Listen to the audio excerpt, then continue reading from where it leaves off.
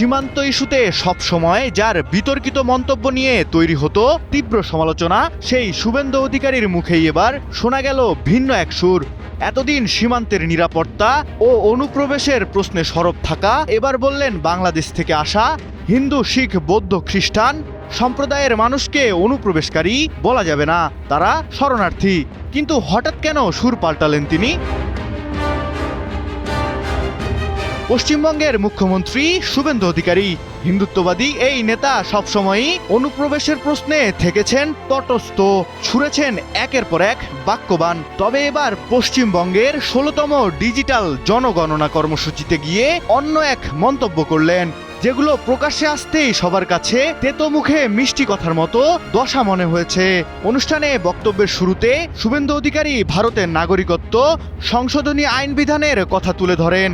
পরে বলেন, ধর্মীয় নিপীড়নের শিকার হয়ে জীবন বাঁচাতে 2014 সালের 31 ডিসেম্বরের মধ্যে ভারতে আশ্রয় নেওয়া এসব সম্প্রদায়ের মানুষ নির্ধারিত শর্ত পূরণ করলেই কেবল শরণার্থী হিসেবে বিবেচিত হবে।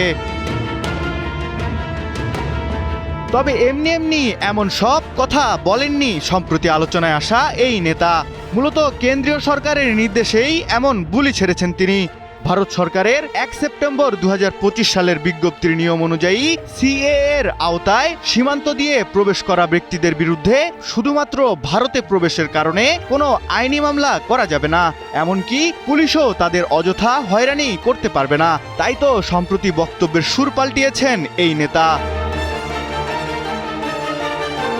এদিকে নিজ দেশের অভ্যন্তরে থাকা অবৈধ অনুপ্রবেশকারীদের বিষয়ে অত্যন্ত কঠোর অবস্থান তার। এ বিষয়ে তিনি বলেন, নির্দিষ্ট আইনি প্রক্রিয়ার মাধ্যমে যথাযথ সতর্কতার সঙ্গে তাদের শনাক্ত করে নিজ দেশে ফেরত পাঠানো হবে এবং এই প্রক্রিয়া ভবিষ্যতেও অব্যাহত থাকবে বলে জানান তিনি। সীমান্তে অনুপ্রবেশ আর নাগরিকত্বের প্রশ্নে দীর্ঘদিন ধরেই পশ্চিমবঙ্গের রাজনীতিতে অন্যতম সরব মুখ শুভেন্দু অধিকারী। তাই তো তার এই বক্তব্য নতুন করে রাজনৈতিক মহলে জন্ম দিয়েছে আলোচনার। বিশেষ করে তিনি অনুপ্রবেশকারী আর শরণার্থীর মাঝে স্পষ্ট পার্থক্য করে দিয়েছেন। তবে সিএএ শুধু নির্দিষ্ট কয়েকটি ধর্মীয় সম্প্রদায় ও নির্ধারিত সময়ের মধ্যে ভারতে প্রবেশ করা ব্যক্তিদের জন্য প্রযোজ্য। ফলে কারা এই আইনের আওতায় শরণার্থী হিসেবে বিবেচিত হবেন তা নির্ভর করবে আইনের নির্ধারিত শর্ত পূরণের উপর।